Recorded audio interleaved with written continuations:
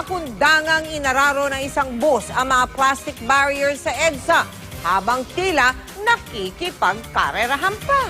Ang tsuper at operator pinagpapaliwanag ng LTFRB. Nakatutok si Mark Salazar. Sa video na ito, makikitang tila nakikipagkarera ang isang bus sa EDSA southbound bago mag-Ayala intersection sa Makati.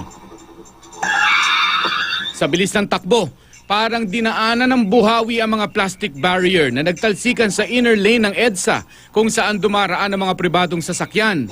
Tinamaan ng tumalsik na barrier ang isang kotse. Kuha ng dashcam ni Ian Santos ang video. Ayon kay Santos, matapos magtalsikan ng mga plastic barrier, hindi man lang huminto ang bus. Habang siya, biglang napapreno para hindi niya tamaan ang mga nagkalat na barrier.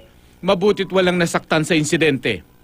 Isang Joanna Jesh bus ang umararo sa mga plastic barrier.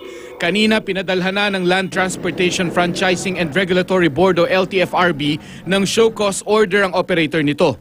Dapat nasa Fast and the Furious siya, hindi dito sa public transport.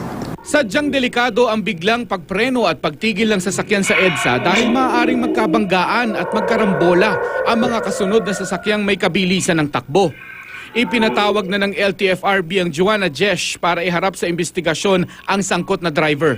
Ikaw bilang operator, yung Joanna Jesh, yung operator, sa batas, ikaw ang nangangalaga, ikaw ang nagsusupervise at pumipili ng driver mo.